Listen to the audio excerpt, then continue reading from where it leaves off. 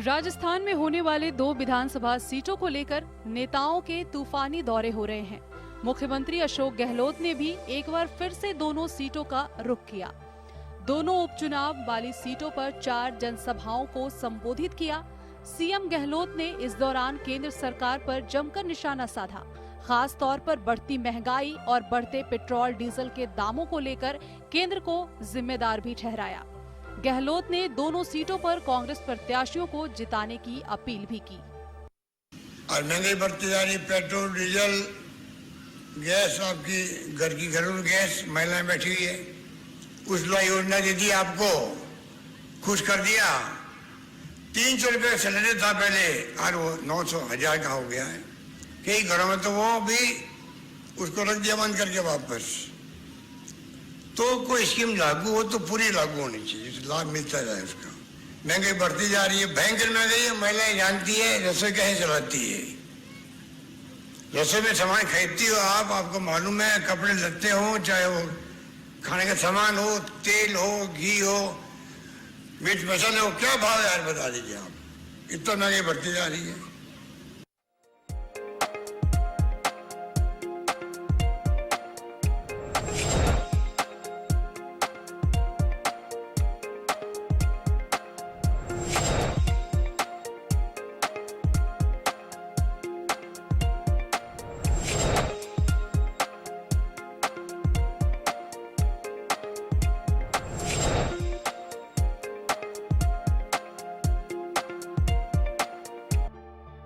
दोनों सीटों पर पार्टियों के प्रत्याशियों को बागी और छोटे दलों के प्रत्याशी चुनौती दे रहे हैं। यही वजह है कि कांग्रेस के साथ साथ भाजपा के दिग्गज भी चुनावी मैदान में उतरे हैं। भाजपा से पहले केंद्रीय मंत्रियों को रण में उतारा गया, तो वहीं अब खुद प्रदेश प्रभारी अरुण सिंह और प्रदेशाध्यक्ष सतीश पूनिया एक बार फिर से मैदान में हैं।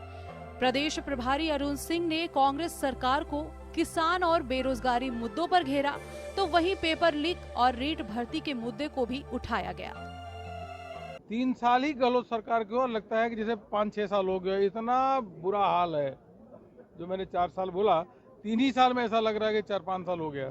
बुरा हाल है, जनता त्रस्त है, जनता परेशान है। दूसरे साल में ही जनता परेशान हो गई थी।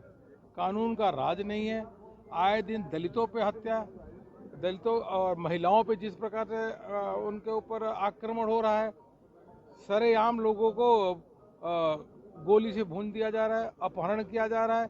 इस प्रकार का जो राजस्थान नंबर 1 में अपराधीकरण है, यह स्थिति भयंकर, लोग परेशान है। आज लोग सुरक्षित महसूस नहीं कर रहे हैं राजस्थान। उपचुनावों में हर दिन प्रत्याशियों के समीकरण बिगड़ और बन रहे हैं। अब देखना होगा कि दोनों सीटों पर मतदान किसके पक्ष में वोट करते हैं। ब्यूरो रिपोर्ट, जन टीवी।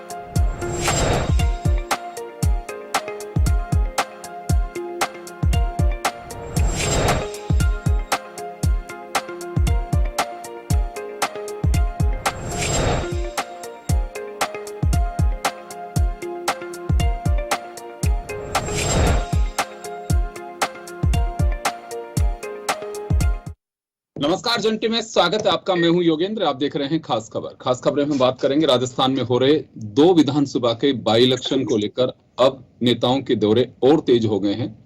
यह है कि चुनाव प्रचार का अंतिम पड़ाव है। 28 अक्टूबर को वहां चुनाव प्रचार थम जाएगा। 30 को मतदान होना है और 2 तारीख को धनतेरस किसकी मननी है? वैसे सभी की मननी चाहिए, लेकिन चुनाव परिणाम तय करेगा। लेकिन फिलहाल ये कह सकते हैं कि मुख्यमंत्री अशोक गहलोत, उनके दौरे, राजस्थान भाजपा के प्रभारी अरुण सिंह, उनके दौरे, और जब एक कदावर नेता अगर दौरे करते हैं तो चुनाव तूफान की तरह होता है।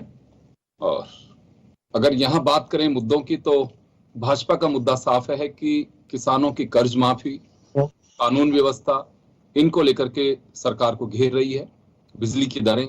तो दूसरी तरफ कांग्रेस का साफ हमला है मोदी सरकार पर। कहा जा रहा है कि महंगाई उनकी देन है, रोजगार वहां भी एक मुद्दा है। तो चले कुछ ऐसे मुद्दे हैं जिनको लेकर के हम चर्चा करेंगे और क्या इनके मायने क्या है और क्या वास्तव में चुनाव जो है वो क्या रंगत चढ़ पाएंगे इस तरह से। कहीं किसी को भीतरी घात तो नहीं है।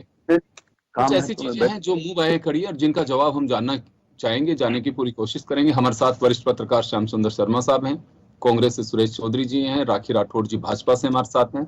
सभी का स्वागत है। श्याम जी, आपके पास आना चाहूंगा। देखिए,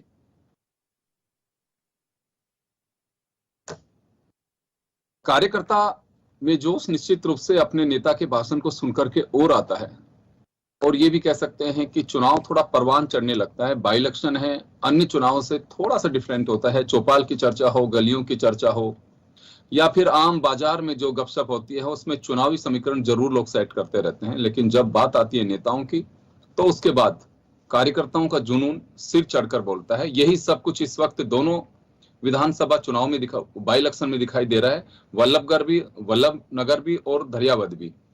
आपको क्या लगता है कि क्या वास्तव में इस तरह ये जो चुनाव है इसमें नेताओं के भाषण कुछ कारगर होते हैं, या फिर कहें कि हाँ बिल्कुल मतदाता के मानस पटल पर एक गहरी छाप छोड़ते हैं नेता? देखिए योगेंद्र जी, उपचुनाव निश्चित रूप से पार्टी की हैसियत बताता है कि आपकी स्थिति क्या है।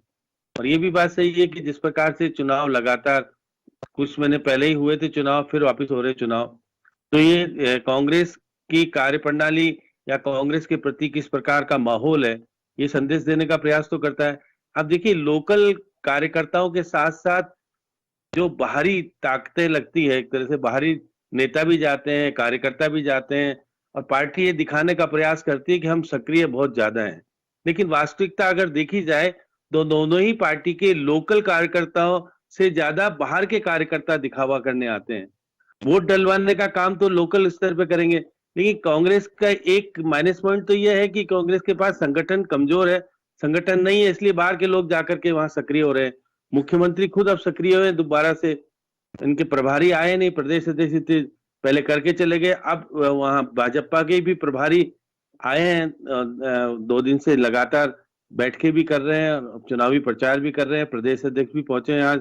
तो बस ये दोनों तरफ से संदेश देने का यही प्रयास हो रहा है कि हम अपनी अपनी सीटों को जीत लें। कम से कम ये तो आरोप नहीं लगे कि हमने अपनी अपनी सीटों को गंवा दी। तो हमारा ये प्रयास, सबसे पहले प्रयास तो दोनों पार्टियों का ये है। दावा तो दोनों पार्टी करती है कि हम दोनों सीटों पे जीत रहे हैं। आज मुख्यमंत्री जी ने कहा कि मैं दोनों सीटों पे हम जीत रहे हैं, और आपके प्रभारी कह ही रहे हैं, भाजपा के और संगठन के प्रदेश अध्यक्ष बार बार कह रहे हैं कि हम दोनों सीटें जीत, लेकिन मन से तो इनको पता है कि हमने एक सीट पर टिकट सही ढंग से नहीं दे पाए, इसलिए भाजपा को है एक ही सीट जीत पाएंगे। लेकिन ये बात भी सही है कि जिस प्रकार से कार्यकर्ताओं का लगाव, जिस प्रकार से बिखराव की स्थिति है, क्योंकि इनके वहां पर फूट की स्थिति भाजपा की भी देखने को मिल रही है, कांग्रेस की फूट देखने की स्थिति नहीं मिल रही। इसलिए मुख्यमंत्री जी आज श्रद्धांजलि देने भी गए अपने दिवंगत विधायक के यहाँ, तो निश्चित रूप से राजेंद्र राठौड़ ने छीटाकशी भी की कि देखिएगा कि अब गए हम, तो वो कह रहे हैं कि हमारे आ रहा हूं, मैं वापस लौटूंगा आपके पास में, सुरेश चौधरी जी के पास में जाना चाहूंगा। सुरेश जी, सरकार आपकी है यहाँ पे, लेकिन अभी तक कोई बहुत बड़ा बयान ये नहीं आया है कि सरकार सत्ता का दुरुपयोग या कांग्रेस सत्ता का दुरुपयोग कर रही है। पहले जो 3 बाई इलेक्शन हुए 3 सीट के लिए, उसमें जरूर लग रहा था, अभी ऐसा आ नहीं रहा है। लेकिन चलिए, अच्छी बात है, विश्वास और भरोसा सबका बना रहे। श्याम जी, एक बात कह रहे हैं अभी कि भीतरी घात का खतरा दोनों पार्टियों के लिए है, लेकिन मैं बात कांग्रेस की करूंगा। आपके पास में इस वक्त एक सीट है जो जीतना आपके लिए बहुत जरूरी है। दूसरी सीट अगर आप जीतते हैं तो निश्चित रूप से आपको बेनिफिट मिलेगा। उसका बेनिफिट यह है कि कांग्रेस इस वक्त एक सीट उसके लिए महत्वपूर्ण है, क्योंकि सरकार को लेकर के कई बार ये बातें आती हैं कि कभी भी अस्थिर हो सकती है, कभी भी जा सकती है, मंत्रिमंडल का विस्तार होगा, उसी दिन सरकार का आखिर में, बहुत सारी बातें आती हैं। तो चुनाव तो सारे महत्वपूर्ण होते हैं, लेकिन ये दोनों सीट आपके लिए बड़ी महत्वपूर्ण है। एक सीट प्लस होती है अगर आप जीतते हैं तो।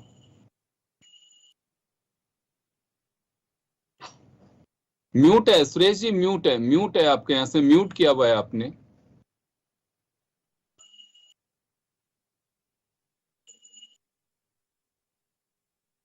जी अभी म्यूट है, मैं आपके पास में लौटूंगा, आप उसे अनम्यूट करिए, मैं राखी जी के पास जाना चाहूंगा।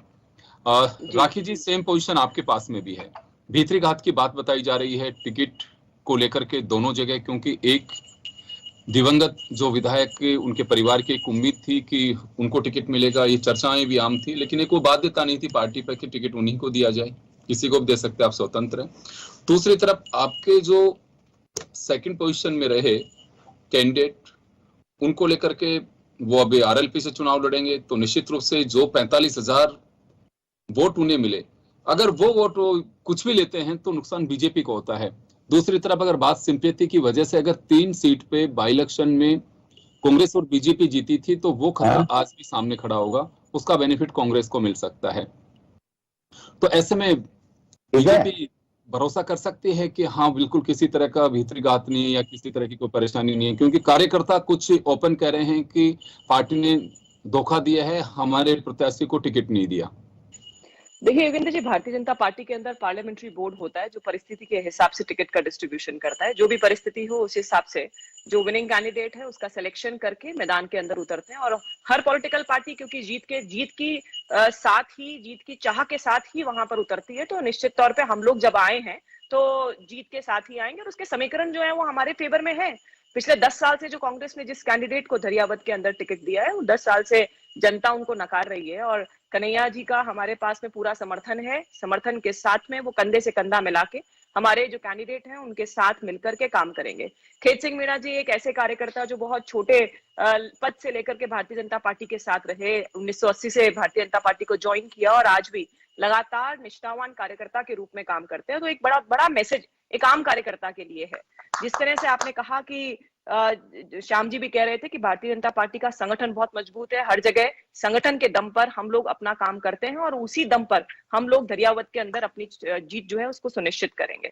वल्लभनगर के अंदर भी जैसा आपने कहा, देखिए हिम्मत सिंह जी झाला जो है उनका बहुत बड़ा वहां पर कोरोना के अंदर काम रहा, ग्राउंड लेवल पे काम किया। जनता चाहती यही है कि काम हो।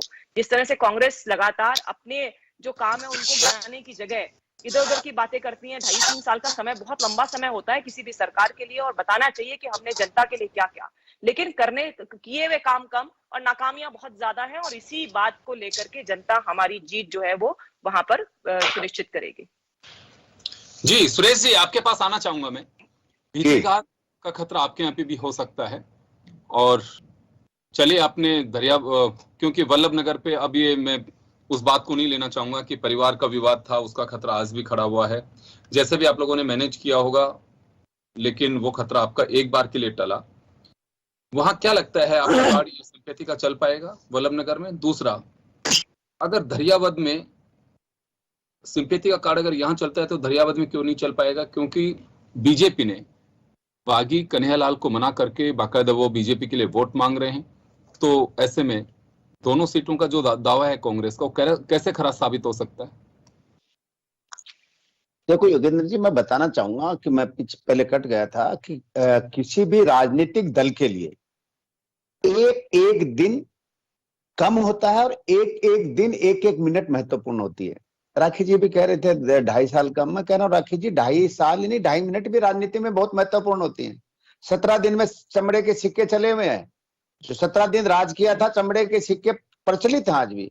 मैं कह रहा हूं कि राजस्थान के मुख्यमंत्री ने जिस रूप में प्रदेश कांग्रेस कमेटी के अध्यक्ष गोविंद जी ने, दोनों ने मिलकर जिस रूप में समस्त कार्यकर्ताओं से विचार विमर्श कर कार्यकर्ताओं की राय पे जो वल्लभनगर में और दरियाबाद में टिकट का वितरण किया, उससे हमारी पार्टी में कोई विवाद नहीं है। विवाद राखी जी की पार्टी में, उस पर मैं क्यों बोलूं?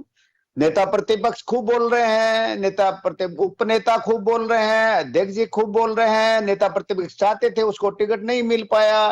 तो वो सारी आज फुटबॉल जो मची है, 10 मुख्यमंत्री जी के कैंडिडेट इकट्ठे होकर वो ये पेश करना चाहते हैं कि हमने टिकट जिता दी, ये सारा काम भाजपा में हो रहा है। कांग्रेस में हमारी पार्टी के तमाम कार्यकर्ता, तमाम नेता जिस रूप से एक साथ होके और जनता से संपर्क कर रहे हैं, जनता से संवाद कर रहे हैं, हमने 2.5 साल में क्या किया, उसकी उपलब्धि जनता को बता रहे हैं। और 2.5 साल में हम क्या करने वाले हैं, इन दोनों विधानसभाओं के मतदाता कांग्रेस के कैंडिडेट के साथ अगर निर्णय करते हैं, जैसे जननायक अशोक गहलोत जी ने आज सभा में भी कहा कि भाई इनको जिता दो, कोई फर्क नहीं पड़ना है, लेकिन हम आपसे अनुरोध करेंगे कि आप हमें जिताते हो तो हमारा 2 कैंडिडेट बढ़ेंगे, और 2 कैंडिडेट बढ़ने के बाद में जनता के हम काम करेंगे, क्योंकि हमारी सरकार है, इन 2 से सरकार में आ रही है न जा रही है, तो सरकार के दोनों उम्मीदवार कांग्रेस के जीतते हैं तो सरकारी लाभ और सत्ता का लाभ उन दोनों विधायकों को ज्यादा मिलेगा। इसलिए हमारी मंशा है कि जनता। एक मेरा सवाल है यहाँ पे, एक सवाल है, आप ये बात कर रहे हैं कि अगर विधायक जीतते हैं तो सत्ता का लाभ उन्हें मिलेगा, तो गैर कांग्रेसी विधायकों का विकास नहीं होगा? नहीं, आज गैर कांग्रेसी एक मानव नेचर होता है। आप आज मुख्यमंत्री जी वहां गए, श्रद्धांजलि देने गए, तो क्या अपराध किया? एक 200 मेंबरों के जो विधानसभा है उसके नेता कौन है? अशोक गहलोत जी। उसमें पक्ष विपक्ष सब आते हैं, उन्होंने खूब कहा है, लेकिन बीजेपी के पता नहीं क्या संकीर्ण विचारधारा बन गई, क्या उनका सोच हो गया, क्या उनका मेंटल लेवल गिर गया। आप बैठक में जा रहे हैं तो अशोक गहलोत साहब ने खूब ठीक कहा है कि मैं कोई पेटी नहीं लेके जा रहा। योगेंद्र जी सुनो, गहलोत साहब ने ठीक कहा है कि मैं कोई पेटी नहीं लेके जा रहा कि उसमें वोट डलवा के ले आऊंगा। मैं सांत्वना देना जा रहा हूँ, परिवार में मिलने जा रहा हूँ, वो कोविड में पहले निकल नहीं पाए थे। ये बड़प्पन है, देखिए मैं तो इसको कहूंगा, इस पे कोई कमेंट्स नहीं होना चाहिए, अच्छी बातें जाना चाहिए, नहीं होना चाहिए, बिल्कुल। लेकिन राखी जी की अंगुली खड़ी हो गई, वो बोलना चाहेंगे इस पे कुछ? ऑब्वियसली नहीं बोलूंगी सर। हाँ, मैं ये बोलना चाह रही हूँ, देखिए संवेदनाएं देना, प्रकट करना, कोई भी परिवार के अंदर कब कोई प्रॉब्लम होती है, हमारा समाज हमें हमेशा ये सिखाया गया है और करना भी चाहिए। निश्चित तौर पे किसी की घर पे भी जाना जहां पर कोई प्रॉब्लम हुई हो, जहां पे वो किसी दुख से निकले हो, वहां जाके अपनी संवेदना प्रकट करना बहुत अच्छा काम है। लेकिन चुनाव से 4 दिन पहले जाना, आप नॉमिनेशन भरने गए थे तब भी जा सकते थे, आप पहले भी जा सकते थे, लेकिन चुनाव से 4 दिन पहले देखो एक क्वेश्चन आपको क्रिएट होता है। चौधरी जी, मैं नहीं बोली थी, आप बोले जब। चौधरी जी अब जो आपकी नौटंकी है ना, वो जनता देख रही है। अगर आप पहले जाते तो बहुत अच्छा लगता, हम मानते कि आप संवेदनाओं के लिए जा रहे हैं, लेकिन योगेश जी ये बताइए, योगेंद्र जी ये बताइए कि 4 दिन पहले, वोटिंग से 4 दिन पहले जाने का क्या मतलब है, जब आप पहले भी उस जगह पे नॉमिनेशन भरने भी गए थे, लेकिन आप उस समय नहीं गए। जहां तक अभी चौधरी जी बोल रहे थे कि सत्ता में अगर विधायक आएंगे तो उनके काम होंगे, मैं गिनाऊं क्या आपके सत्ता वाले विधायकों को जो कि धरने पर बैठते हैं अपने कामों के लिए? हेमाराम चौधरी जी कहां बैठे थे अपने काम कराने के लिए? वेद सोलंकी जी कहां बैठते हैं अपने काम कराने के लिए? लगातार आपके विधायक अपनी ही सरकार के प्रति राखी जी, लेकिन इसका कोई असर पड़ेगा वहां पे, चुनाव पे, बाई इलेक्शन पे असर पड़ेगा आपके बाई इलेक्शन पे, इसका कोई असर पड़ेगा? सुरेश जी, राखी जी, मैं एक बात जानना चाहूंगा आपसे। आपने कहा कि 4 दिन पहले किसी के यहाँ बैठ नहीं जाना, एक नोटंकी बता रही है उसे बीजेपी। क्यों इसमें अगर 4 दिन पहले भी कोई जाता है तो इसे क्यों नोटंकी बताया जा रहा है? कभी भी कोई जा सकता है।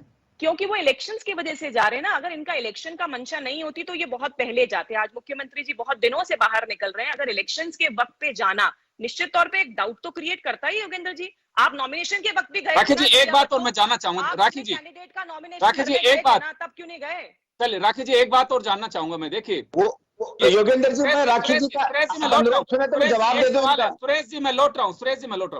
मैं एक बात जानना चाहूंगा जिसे मैं अप्रिशिएट किया व्यक्तिगत रूप से भी कि ये बहुत बड़ा बड़प्पन है अशोक गहलोत का। किरण माहेश्वरी जी दिवंगत हुई, सुनिए, किरण माहेश्वरी जी दिवंगत हुई, तभी कोई उस समय कोई फायदे की बात नहीं थी। किरण माहेश्वरी जी के नाम से महिला कॉलेज अनाउंस किया गया, बाकायदा नाम से, कि नाम भी उन्हीं के से रहेगा ये कॉलेज। उसमें कोई फायदा दिखाई दे रहा था उस वक्त, क्योंकि बाई इलेक्शन सामने थे उस वक्त, क्यों डेथ हो चुकी थी किरण जी की, और अनाउंस किया गया उसके अंदर। तो ये सब कुछ चीजों में क्या फर्क पड़ रहा है, मैं तो समझ नहीं पा रहा। सिर्फ योगेंद्र जी, सिर्फ किरण जी के नाम पे नहीं किया था ना, जितने भी थे उन्हीं पे नाम पे किया। नाम नहीं किया गया, नाम किरण माहेश्वरी महिला कॉलेज, किरण माहेश्वरी के नाम से विधायक है, उनके नाम से महिला, क्योंकि सिंपैथी वेव चाहिए थी।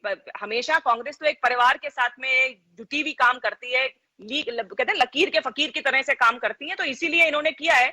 बाकी एक्चुअली आप खुद देखिए कि 4 दिन पहले किसी के घर पर जाना, जबकि ये प्रॉब्लम बहुत पहले से हो गई थी। मुख्यमंत्री खुद गए थे वहां, दरियावत गए थे नॉमिनेशन करवाने के लिए, अगर उस दिन जाते तो हम समझते कि हाँ संवेदनाओं की बात है, लेकिन अभी उस दिन जाते तो आप ये कहते थे कि उनसे बात करने गए हैं। उस दिन जाते तो आप राखी जी ये कहते कि उनको कांग्रेस में लाने के लिए बात करने गए। बिल्कुल, आपके पास कोई नहीं, कांग्रेस तो सब छूट के जा रहे हैं, कांग्रेस तो ये राखी जी आपका अनुभव कम है। सुनो राखी जी सुनिए, अब एक बार जवाब तो सुनिए। राखी जी जवाब तो सुनिए, अब आपने सवाल खड़े कर दिए, जवाब चुनावी एजेंडा राखी जी जवाब सुनिए, नजर आता है। 4 दिन जवाब तो सुनिए, राखी जी जवाब सुनिए, 4 दिन पहले जवाब जाएगा कहीं पर। राखी जी जवाब तो नहीं, ये सुनो। चले तो कांग्रेस का, चले कांग्रेस का स्पष्टीकरण तो सुन लीजिए। कांग्रेस का बोलिए, सुरेश जी बोलिए। राजीव गांधी जी प्रधानमंत्री थे, 2 सीट थी, लेकिन विपक्ष का नेतृत्व करने के लिए कांग्रेस के प्रधानमंत्री राजीव गांधी जी ने देश के बाहर किसको भेजा था? अटल बिहारी जी को। लेकिन उनके नेचर आप जैसे आज छुट भैया नेता, आप जो छोटी भैया नेता आप यही शब्द हराएंगे आपको। ये जो भैया नेता आप बोलते हैं ना, काम हमें कुछ करना नहीं है, आप अपनी जोगेंद्र जी इनको ये बताइए कि चुनाव के अंदर किन उपलब्धियों के साथ जाएंगे। उपलब्धि बता दे 4 मुझे, 5 इंपॉर्टेंट काम बता दे जो राजस्थान के अंदर राजस्थान सरकार ने कराए हैं। आज 25 महीने से ऊपर हो गया, आपने आप एक बोलेंगे तो एक का सवाल एक का जवाब ले पाऊंगा मैं। आप लोग एक बोलेंगे तो एक का सवाल एक का जवाब ले पाएंगे हम। आप इधर उधर की बातें नहीं करें, 5 इंपॉर्टेंट काम बता दे जिनके दम पर आप जनता के बीच में जाएंगे। 5 इंपॉर्टेंट काम बता दीजिए सुरेश जी। आपको गिनाने के पास है नहीं, स्वाद बेचने के जो 5 इंपॉर्टेंट काम आपने राजस्थान में कुछ तो किया है कांग्रेस ने। 8 वर्ष राजस्थान में कुछ तो किया होगा कांग्रेस ने ना कि एनसीआरबी के अंदर सबसे टॉप पोजीशन पे। आवाज नहीं जा रही है राखी जी, आवाज नहीं जा रही है। सुरेश जी एक बोलिए, एक बोलिए। आपकी आवाज नहीं जा रही है। 5 काम पूछ लीजिए ना इनसे, 5 काम किस बूते पे जाएंगे जनता के बीच में? 5 काम गिना दीजिए ना, प्रॉब्लम कहाँ है सुरेश जी? जिसका नाम बताए जिसका आपने शिलान्यास किया है, आपने नाश किया है, बेचने का काम किया है, निर्णय को आसमान में उठाने का किया। राजस्थान में नहीं किया कांग्रेस ने, ठीक है, बताने के नहीं है आपके पास में। राजस्थान में कांग्रेस ने कुछ भी 5 काम भी गिनाने लायक नहीं है सुरेश जी के पास। 5 काम भी गिनाने लायक नहीं है आपके पास, बताइए आप। आपको शर्म आनी चाहिए, किसकी प्रशंसा कर रहे हैं आप? जनता आपको सामने आपके अहंकार को चूर करेगी, अभी शर्म आपको आएगी। चलिए मैं श्याम जी के पास जाना चाहूंगा, श्याम जी के पास। किन फैसलों में सुरेश जी बीजेपी का ये सवाल है। सुरेश जी बीजेपी का ये सवाल है। सुरेश जी बीजेपी का ये सवाल है कि चुनाव के 4 दिन पहले ही वो दिवंगत परिवार याद क्यों आया मुख्यमंत्री को? राखी जी आप सुनिए, आप इनका जवाब। अब देखो योगेंद्र जी, जब वो बीमार थे तब भी अशोक गहलोत जी ने बात की थी, डॉक्टरों की व्यवस्था थी, सारी व्यवस्थाओं का खुद सीएम साहब ने चेक किया था, लेकिन परमात्मा को मंजूर नहीं था। आज वो इस दुनिया में नहीं रहे, इसी कारण ये चुनाव हो रहे हैं। लेकिन संवेदना व्यक्त करना भी अगर किसी को राजनीतिक बू आती है तो मैं इससे उसके सोच के लेवल का मैं उसका बखान भी नहीं करूंगा, उसके बारे में मैं विचार विमर्श भी नहीं करूंगा। किसी भी व्यक्ति के संवेदना देने के लिए किसी भी टाइम जाया जा सकता है। अगर फॉर्म भरने वाले दिन मुख्यमंत्री जी वहां जाते तो ये आज जो बुलबुला रहे हैं तो ये सारे चूहे बिलों में से ज्यादा बिलबिलाते। इनके पेट में तकलीफ क्या हो रही है? किसी को संवेदना देना अपराध है क्या? चलिए मैं वापस लौट रहा हूं सर, वापस आ रहा हूं। अब 5 काम पूछ लीजिए सर इनसे, सरकार के। चलिए वापस आ रहा हूं। श्याम जी आपके पास जाना चाहूंगा। मुख्यमंत्री वहां पे गए, परिवार के सदस्यों के साथ में बैठे, और भी काफी सारे लोग थे उनके साथ में। बीजेपी इस पे ऐतराज ये जता रही है कि जा सकते हैं, कोई भी जा सकता है, लेकिन चुनाव के वक्त क्यों याद आया वो परिवार? क्या इससे कुछ राजनीतिक सरगर्मियां बढ़ेंगी?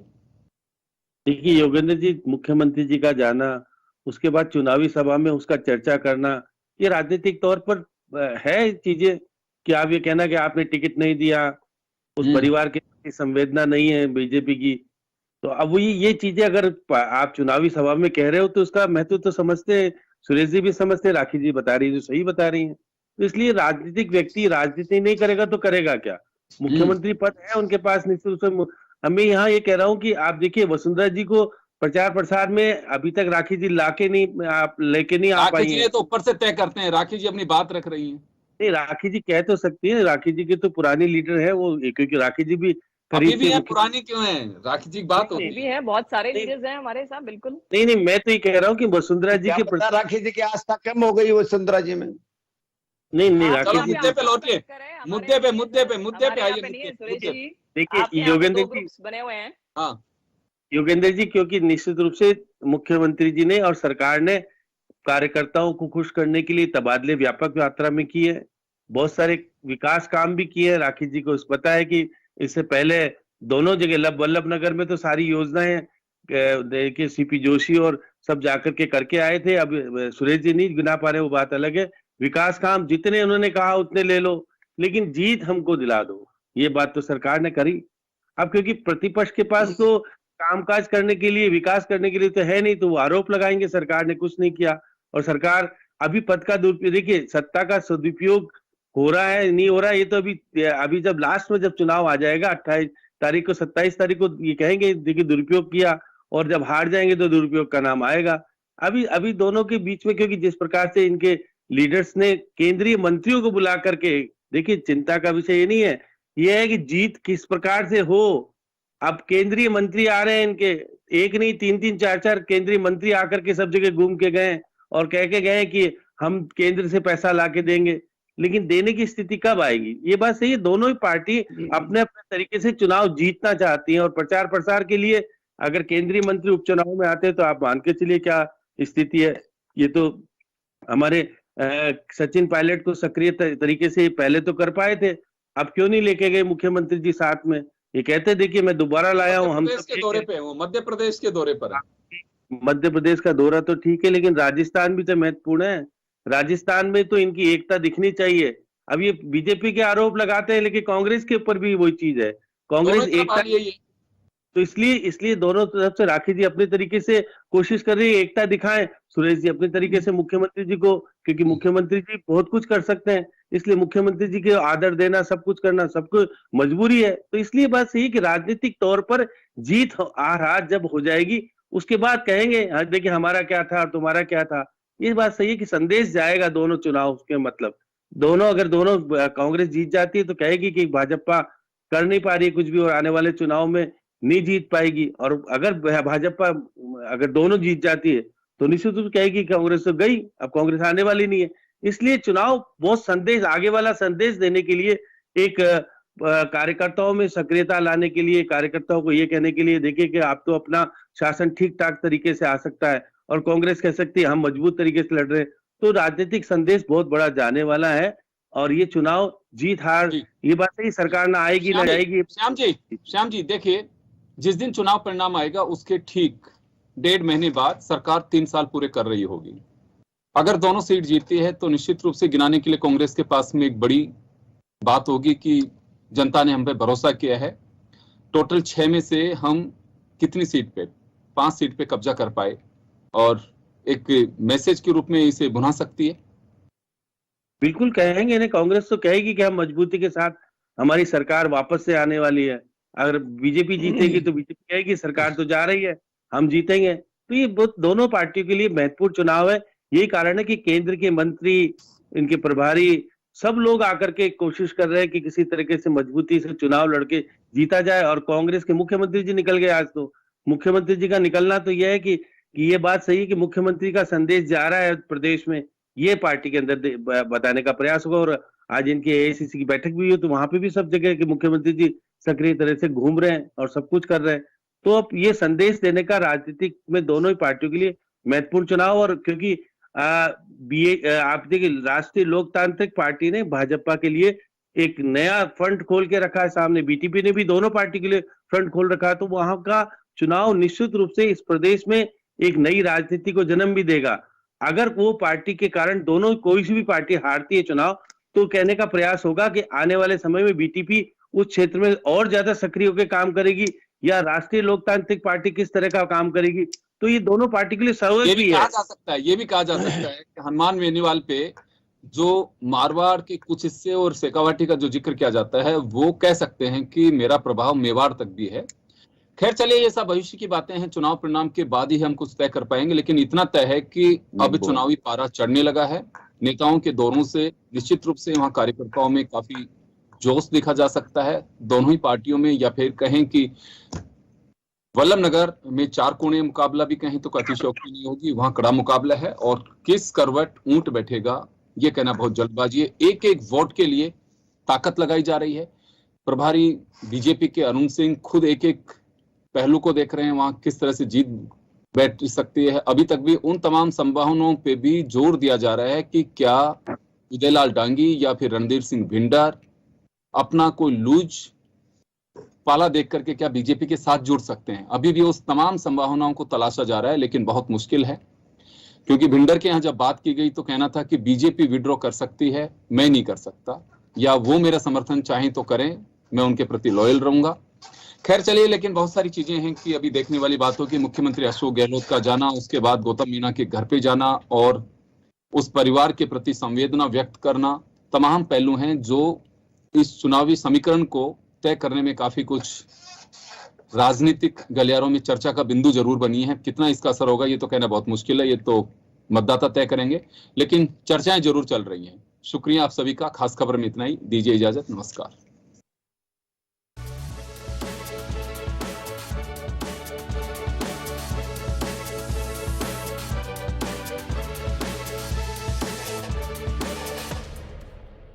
जन टीवी की लेटेस्ट अपडेट पाने के लिए हमारे चैनल को जरूर सब्सक्राइब करें और नोटिफिकेशन पाने के लिए बेल आइकॉन दबाएं।